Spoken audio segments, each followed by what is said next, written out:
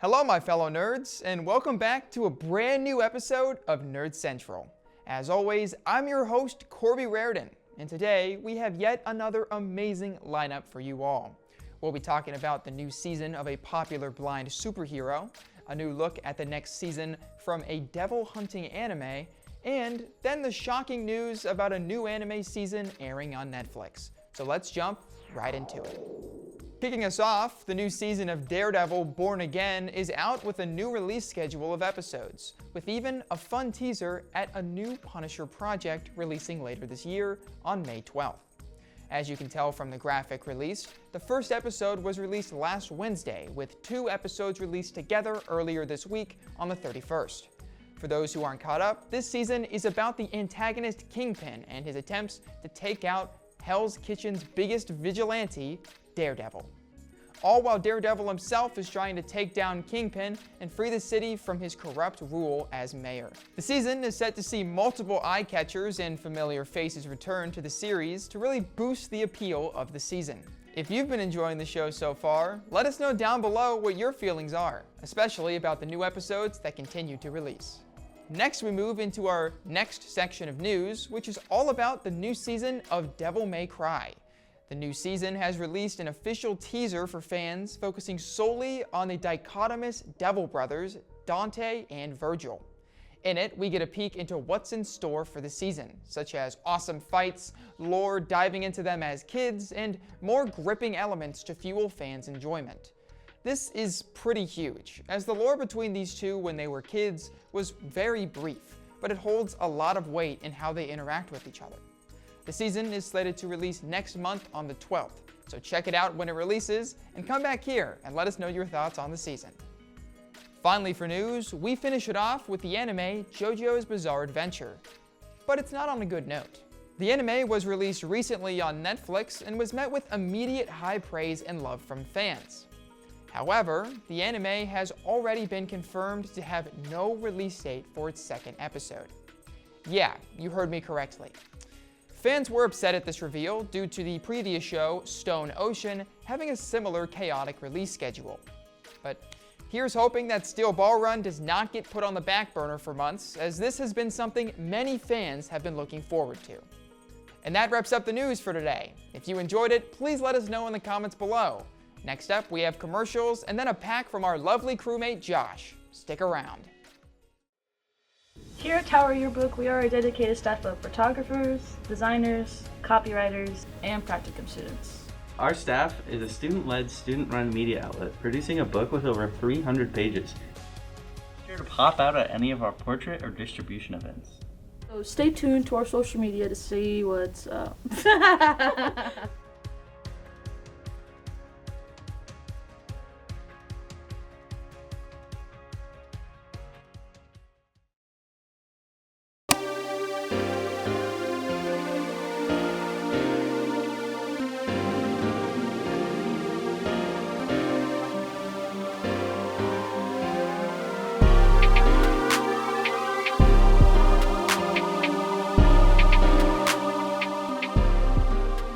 Local music, local artists.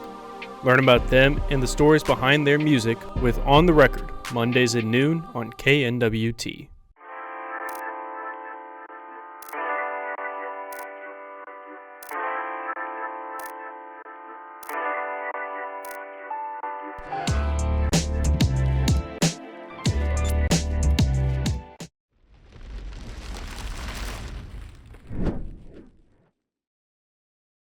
Hey everyone, my name is Josh Oswald, and welcome to Mole Movies, where every week I watch a movie that's somewhat underappreciated, underground, or straight up forgotten about, and then I give you my thoughts on them and what I like so much about them.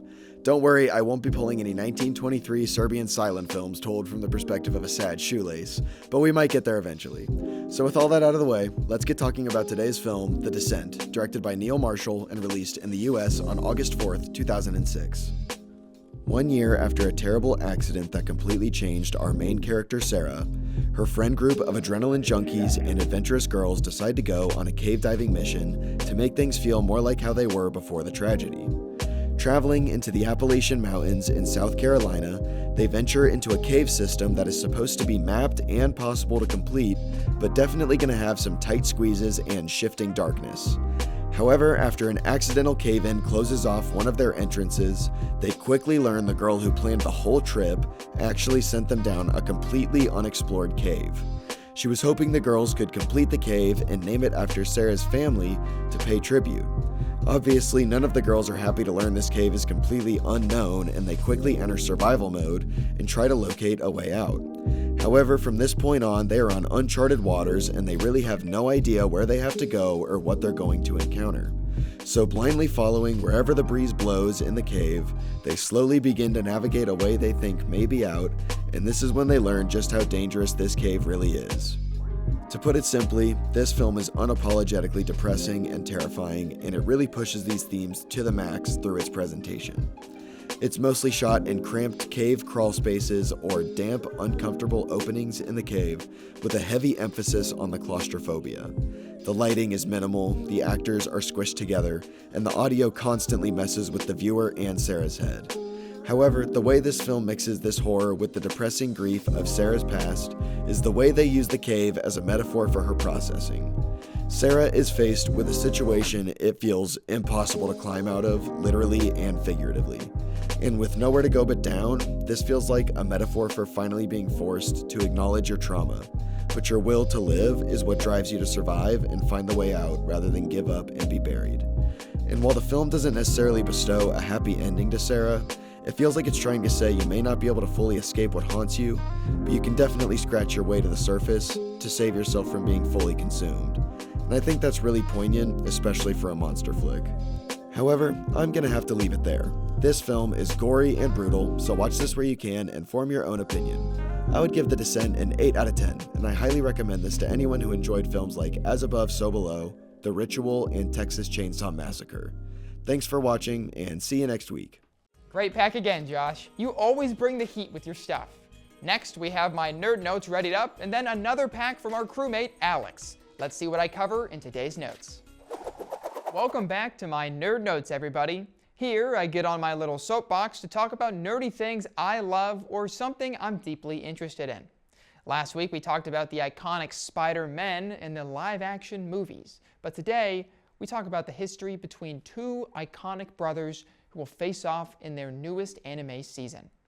From our news, we talked about the second season of the anime Devil May Cry, but for my notes, we move into the games and fully explore these characters. This party's getting crazy. Let's rock.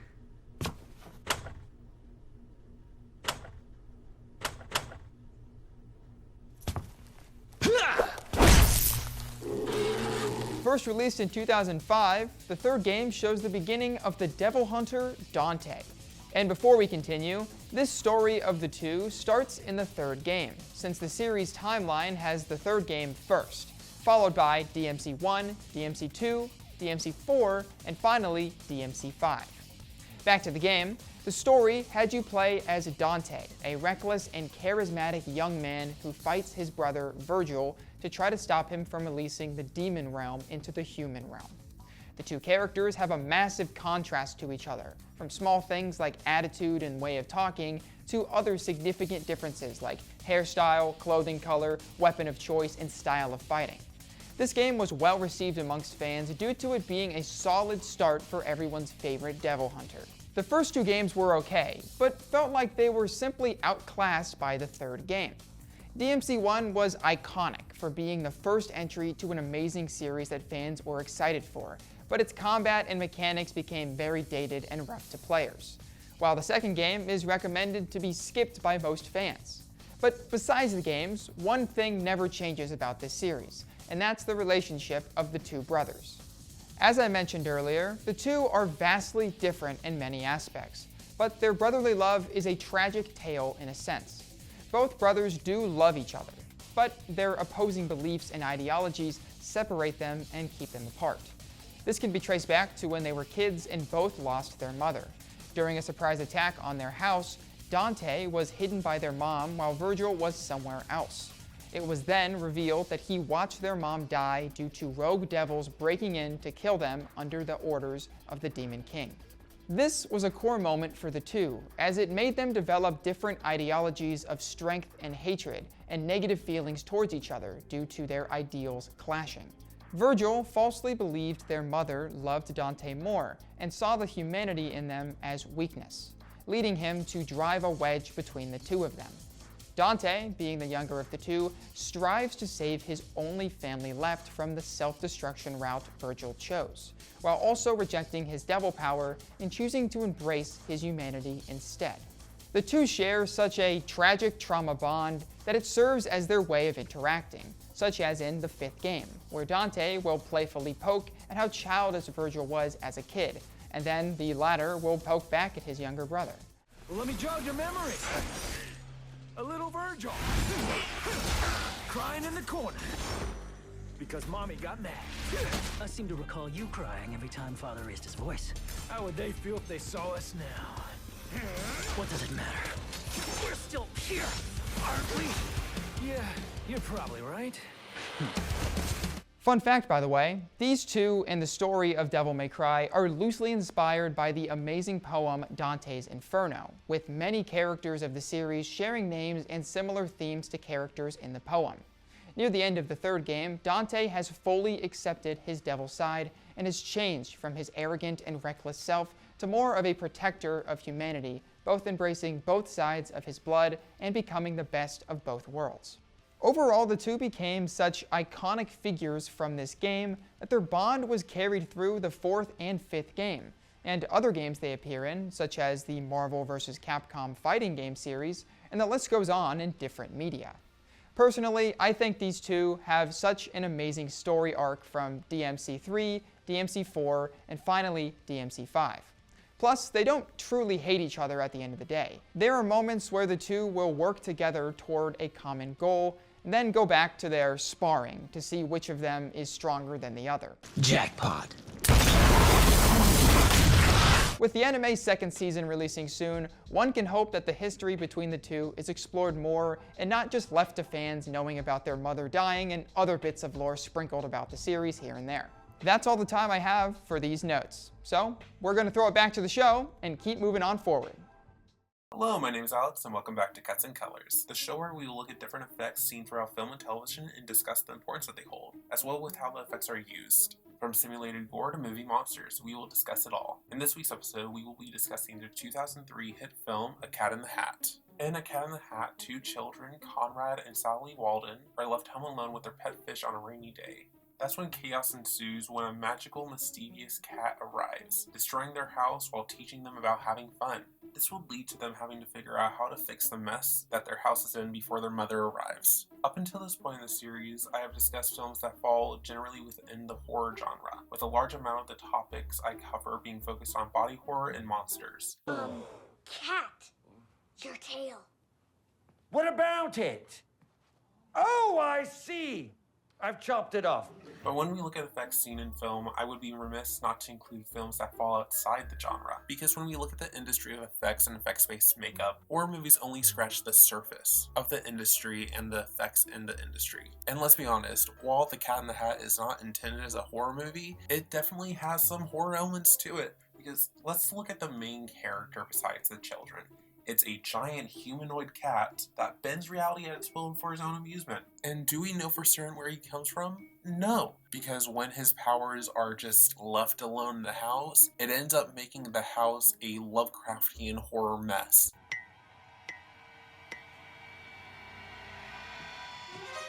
That'd be me. Boo! You're a giant!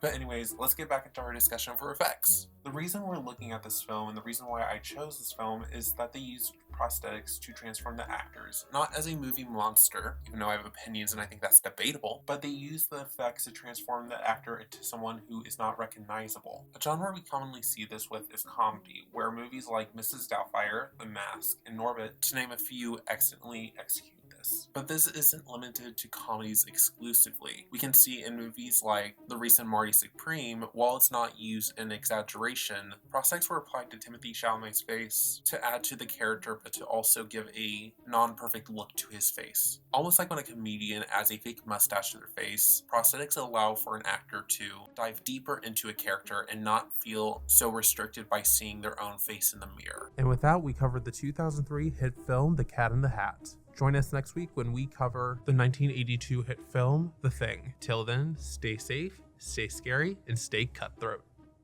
Amazing job as always, Alex. Thanks for your pack. Finally, we have our last pack for today from Colton, followed by a new Nerd Corner segment. But before that, we have a set of commercials for you all. Stay tuned, everyone. KZLX is a student-run radio station where Northwest students have complete freedom during their shifts. KZLX also hosts mini radio shows such as Nerdmageddon, Revive, Day-to-Day Picks, and more. To learn more, visit kzlxfm.com.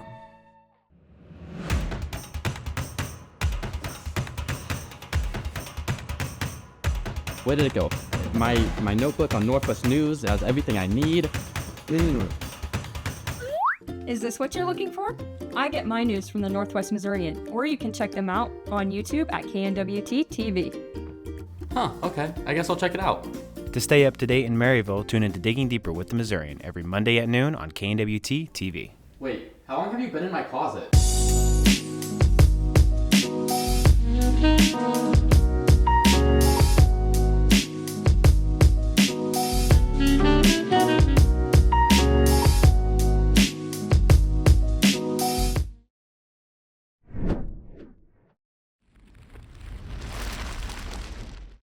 Delicious in Dungeon is an anime produced by Studio Trigger and based on the manga Danjin Meshi or Dun Meshi written by Ryoko Kui. In Delicious in Dungeon, we follow your traditional fantasy world adventuring party as they make their way through a dungeon spanning miles underground. With any good adventure, reaching their goal will take perseverance as our team battles the strife and hardship of hunger? Delicious in Dungeon isn't your normal fantasy show. The plot revolves around our main characters pushing through a dungeon and killing monsters, yes, but also how to cook and prepare these monsters not only into food, but good food. Delicious in Dungeon's plot is different from the anime we've covered in the past, as the story of these characters and their goals take a backseat to the cooking itself. Delicious in Dungeon is incredible at introducing a new fantasy monster and a unique and surprising way to prepare that monster into a beautiful meal every episode. This combined with the actual plot of uncovering the secrets of this dungeon and fighting to bring a party member back to life makes Delicious in Dungeon truly something special. The plot of Delicious in Dungeon gets a 9 out of 10. As it does a great job every episode of having an interesting and unique Monster of the Week / Dish of the Week vibe while still progressing the overarching narrative. Now, I hear you listeners who watched my previous episode on Cyberpunk Edgerunners and recognize the name Studio Trigger. Worry not, as their talents are not underutilized in this show. Delicious in Dungeon has an incredible mix of high-octane fight scenes and mouth-wateringly tasty-looking cooking sections. Studio Trigger works to make every fight feel intense, and every piece of food look like a meal fit for a king. These two aspects work hand in hand to make every episode have that feel-good quality to it, with the meals seeming as rewards for our heroes' hard work. The animation gets a perfect 10 out of 10, and Delicious in Dungeon is added to Studio Trigger's already stacked catalog of incredible shows. Last but not least is the music of Delicious in Dungeon. With the soundtrack composed for the series by Yasunori Mitsuda and Shunsuke Tsuchiya, Delicious in Dungeon is making history. As you've been hearing this whole time, these two have perfectly captured the setting of the show, with European instrumentation to match the Western-inspired fantasy world that this anime takes place in.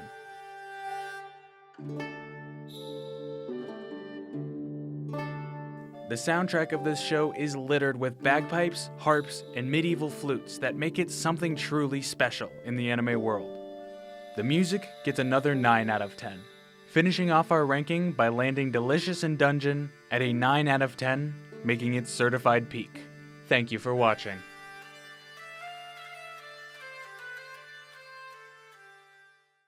Hello everyone, and welcome back to another episode of Nerd Corner. As always, I'm your lovable host, Corby Raridan, And today, as always, we're joined by another special guest. He's been around KNWT for quite a while, has hosted shows, and made a lot of different content. Ladies and gentlemen, help me introduce Gabe Chadwick. Wait a second. I thought we already had you on the show, right?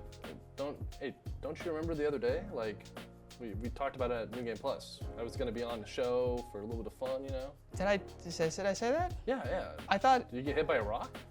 I don't think so. I thought I... Well, let's just get it. Yeah, whatever. Sorry, that's on me. I'm sorry, guys. Yeah. Well, as you know, Nerd Corner, we play a little game here. We're gonna ask you 5 questions about your specific nerdy interests. And we're gonna see how many of those you can get right. So going into this, what are your expectations for this game? I think I'm not gonna say I'm gonna 100% because it's going 100%. That's scary. That's scary. 'Cause if you lose one, you look like a clown.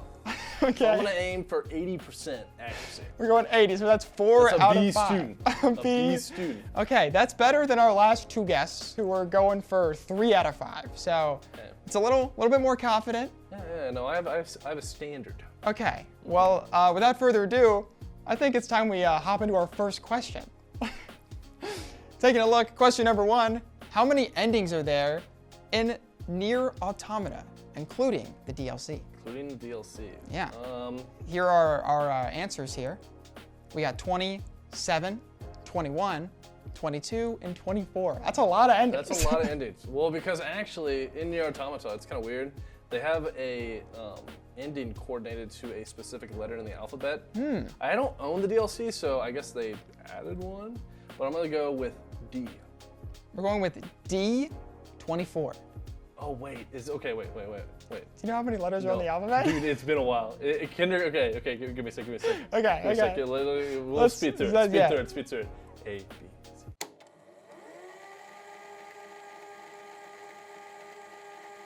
Wait, A, it's A. We're going with A. We're going with A. 27. Let's. Dude, it's been forever, dude. You had to take a quick sec, rejog the memory. No, rejog. We're gonna run with A. That is correct. Dude. I'm glad we I was accounting for because I was like, oh no, I'm gonna look like such a buffoon on the show. Because I was like, there probably is like an extra ending for the DLC that I don't know about. But I remembered, I was like, the original Nier Automata had, I think, every ending was coordinated with a letter. So that's pretty interesting. Yeah, it's weird. That's a lot. Like only, I think 6 of them are actually like legit endings. Okay. The rest are like goofy, funny endings. Like there's an ending where like there's a character that's like on the ground and he's like injured, right? And you can just walk away, and that'll be one of the endings. It's stupid. It's like, well, you just ditched him, so that's it. That's really, I gotta play this game. Yeah, it's it weird. Seems so fun. But okay, we did get the first question right, so that's 1 out of 1. And we did find out there were not 23 letters in the alphabet. So that is a good sign. That is good. Let's move on to the second question, which is, what company made Gurren Lagann? Ooh, that's a difficult one because it was like, Gurren Lagann was made like right at the beginning of like kind of like the turn, I think, of the century, where it was like 2000s. I think was where that was kind of close to where it was at. And there was like a big, like, with this specific company, it's like a big like upset where I'm pretty sure like a CEO had like just taken a bunch of money out of the company and was like using it for like illicit purposes and not for the company. And so I think they had a break because I don't know. Well, let's just see the answers. Let's take a look at the answers real quick. We got Bones, we got Gainax, we got TV Asahi, I believe, and then we have Shush. Oh, I forgot that one. And then we got D, which is Shueisha. So, what do you think out of these options? Man, this is hard. You know, there's a lot. I definitely know it's not Studio Bones. Okay. That is like out of the. They made like My Hero, stuff like that. Right? They're like a newer. Yeah, they're like kind of thing. more new, like at least from what I remember. Gainax, I think, is it, but I'm gonna go to the other ones and see a little bit more about. A little process of elimination. Yeah. But TV, I don't know if they. No, they didn't make it. They didn't make it. I don't think. I think because you go, because it's weird. Because Gainax is like, if you think of any like old anime, they always had that like Gainax intro. It's weird. They should play it where it's like this like, it's like really like you could tell it was made in the 2000s. And that just sticks out in my head when I think of Gurren Lagann. Just burn into your brain. Yeah, burn into my brain, burn into my retinas, right? So I'm gonna say B. All right, we're gonna lock in B. Let's take a look if that's correct. That is correct. That is 2 for 2. Already starting off pretty good. You got to get 2 more to reach your goal. So let's move on to question number 3. In Gurren Lagann, a little follow-up question. What weapon does Yoko use? Here are our answers. We got an RPG. We got 2 pistols, not 1, but 2. We got a sniper rifle, and we got a machine gun. It's, RPG, like, for Gurren Lagann, which is a crazy anime, it's very, like, bombastic and crazy. An RPG feels like it'd fit, right? But Yeah. I'm not gonna go with that. I'm gonna cross that No, out. out. It's gone. It's gone. Right, no more. Pistols? B? No. Pow, pow. It's too small. Not 2. like, because in Gurren Lagann, they're fighting like mechs, right? Oh, okay. Yeah, so this is like, this is some big business. No 2 pistols are gonna be able They're to do not that. going to get it done. Yeah, and then if you skip C here, we'll go to D. Machine gun. It sounds excessive too. Kind of like that RPG. Yeah. It's promising, but I can't go with it. I gotta go with C, sniper rifle. We're taking the sniper rifle. We're going to lock that in. Let's take a look. That is correct. 3 out of 3. The streak continues. It's looking pretty good right now. Good. It's looking pretty good. I'm pretty confident. I think I can get this 4th. We're going to go to our last category here. I believe it is FromSoft related. Ooh, video games. That's, yeah. I host that show. Moving over some video games. This might be your We're getting specialty. there, So let's take a look at question number 4. How many endings are in Dark Souls? 3 specifically. 3, yes. Hey, Hey, come on now. I missed the 3 there. Dark Souls 1 had like 2 endings. So hey, Dark Souls 3 is a little gotta different. be specific. Yeah, let's take a look at the answers we got here.